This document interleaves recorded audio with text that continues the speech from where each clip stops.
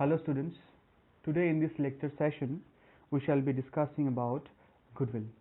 We'll study about the meaning of goodwill, we'll study about the characteristics or features of goodwill, we'll study about the nature of goodwill and why there is a need for valuation of goodwill in a partnership firm, and also we will discuss about the various factors affecting the value of goodwill. So most of you are already familiar with the term goodwill. So goodwill, you often say goodwill means reputation, and we use in our everyday language very often about the goodwill of a person, which is very important in building up one's personality. But here we will be talking about the goodwill of a business organization, and more specifically about a partnership firm, because we are more concerned about the valuation of goodwill and the treatment of goodwill in a partnership firm, and we will be dealing our lectures in this direction so that the subsequent lectures can sufficiently suffix to our present discussion. Okay, so now coming to the topic goodwill. Now what is goodwill? In simple terms, if I say goodwill is the superior earning capacity of a business organization. So to go more deep into it, understand, let us visualize a marketplace where there is say it's a market for dealing in garments. So there are row of shops, there is a row of shops and all of them are dealing in garments. You can visualize such a marketplace obviously. So there you will find, if you can think more, you will find that some of the shops are always filled with customers and some of the shops are by and large empty or with very few customers. So you might have often wondered that why that happens. Although all of them are selling similar garments, yet you find that some of them are making higher sales, having more customers, while some of them are having comparatively lesser customers. So what it leads to? What is that it leads to such situation? The reason is the presence of goodwill. Now because of the presence of goodwill in that particular business, you'll find that more and more customers are attracted to it. The business is able to retain its existing customers, and also these existing customers bring in more and more new customers. So thus it is goodwill which enables the business to earn more profits as compared to similar businesses in that particular area. So thus goodwill is the superior earning capacity of a business organization, and thus it is an asset, because by the definition of asset, anything which assists or which leads to generation of revenue. So it is goodwill which is contributing into earning more and more revenue for the business organization, and thus goodwill is very important for any business organization. Now let us move up to the features of goodwill. Now what are the features? As I told you, it is an intangible asset. It cannot be seen, it cannot be touched. You cannot go to that shop which is filled with customers and ask that particular owner or the shopkeeper or the manager that please show me your goodwill. No, they cannot show you, but it's present, it's an aura, it's present in that particular business organization which pulls more and more customers, but it is intangible in nature. You cannot touch it, you cannot see it. Second, it has a definite value. Now valuation part we will discuss gradually in this lecture, some of it, and in the subsequent lectures in details. But understand, goodwill has a value. It helps in earning profits, in fact more profits. So goodwill has a direct connection with the profitability of the concern. Then its value fluctuates from time to time. Now this is very important. So once a business organization has a goodwill does not mean it will have it forever. The value of goodwill keeps on fluctuating over the years. It changes over the years. So why it changes? Because goodwill is dependent on many factors. We'll discuss those factors in this session. So, and if any change in all those factors brings in a change in the value of goodwill. So these are some of the features of goodwill.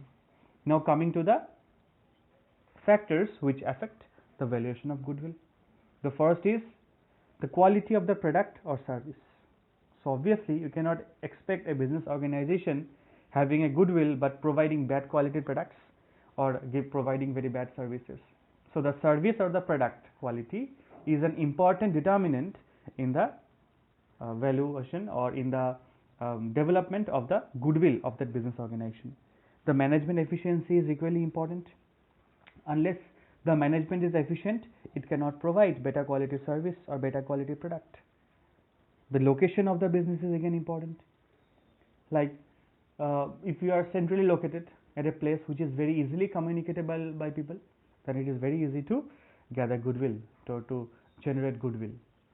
Period of existence is in a short period of time difficult to get a goodwill. If you are operating in this particular, if you are running your business for a long time, over the years you earn or you generate goodwill for your business organization. So period of existence is another important factor affecting the valuation of goodwill. So now moving on to the next topic, that is need for valuation of goodwill. Now why do you need to value goodwill? We will be talking or we will be restricting our discussion strictly to a partnership firm. Understand, goodwill is present in all business organizations. A partnership, a sole proprietorship, a company, in every type of business organization there is a goodwill. But our discussion will be restricted to only partnership firm. Now what is a partnership? A partnership is an association of two or more persons who have joined or have come together to carry on some activities with the object of making profit. Now, in that regard, why does a partnership or when does a partnership need to value goodwill?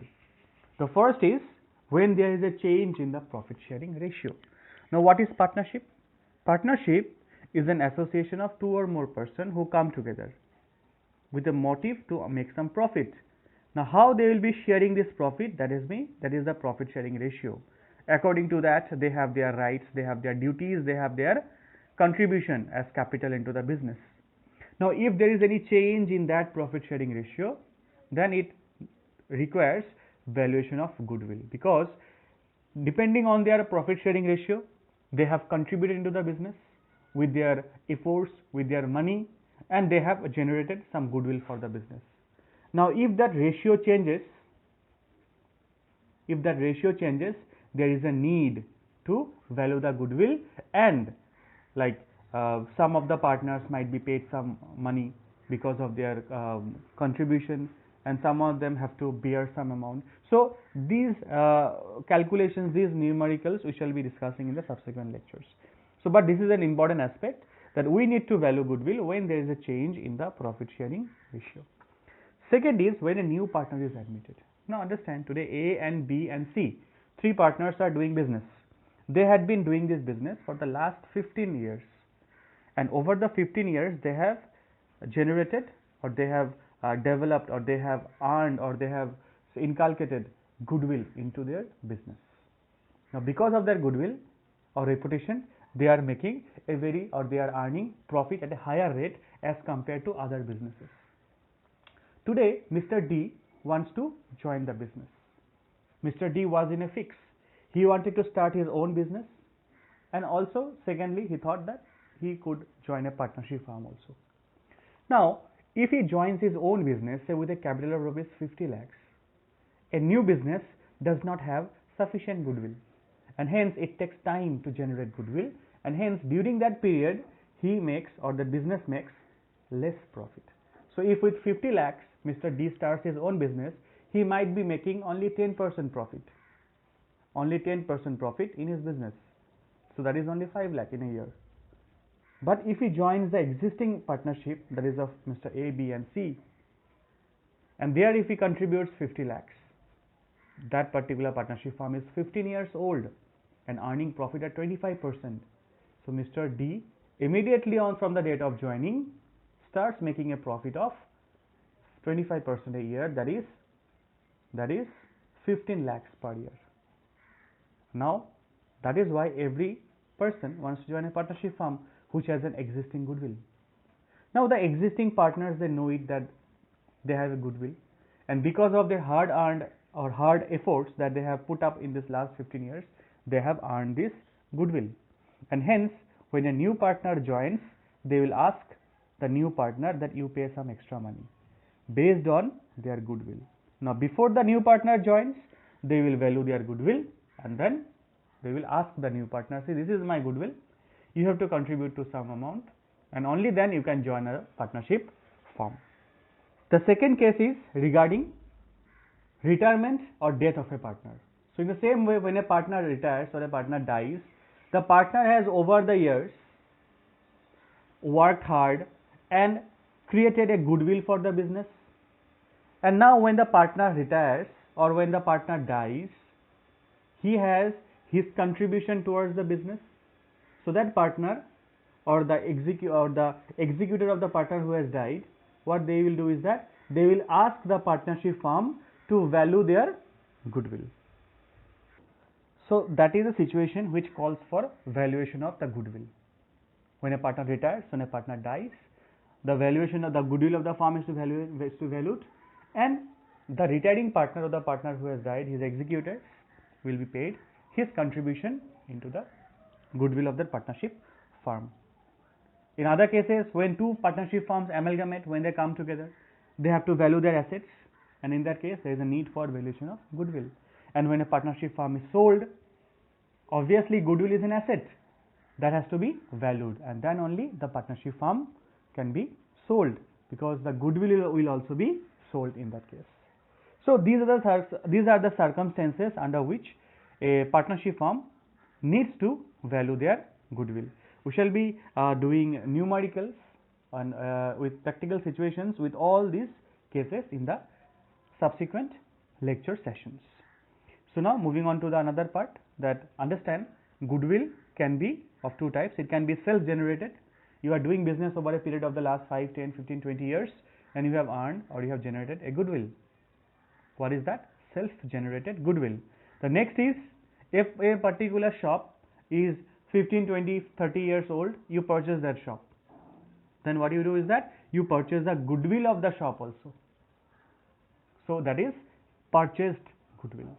So we will be discussing all those things gradually. So I am just giving you an overview in this particular lecture session. Now moving to the last topic of today's discussion, that is the methods of valuation of goodwill. So goodwill can be valued in many methods. The first is average profit methods. Now average profit method is of two types. The first is simple average profit method, and the second is weighted average profit method. The next is super profit method, and the third is capitalization method. Again, capitalization method is of two types: capitalization of average profits, capitalization of super profits. So if you see, you have 5 different methods of valuation of goodwill.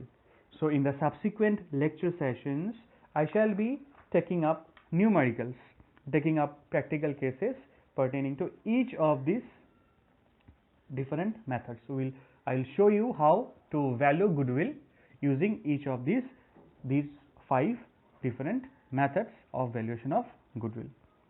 So before I end this particular session, let's recapitulate once again. What is goodwill? Goodwill is the superior earning capacity of a business organization, which helps it to have increased sales and increased profit. It is an intangible asset which has a definite value, but it fluctuates over time to time because it is dependent on various factors. And it is very important to value goodwill, because in case of partnership, in cases of change in partnership profit sharing ratio, change in partners, that is admission of a new partner, retirement, death of a partner, amalgamation of partnership firms, and when a partnership firm is sold off. And there are 5 different methods of valuation of goodwill. So in the next session, we will continue with our discussions. We will be doing the numericals. I hope most of the things are clear to you. Any confusion you have, you can call, text, and comment in the comment section. Thank you so much.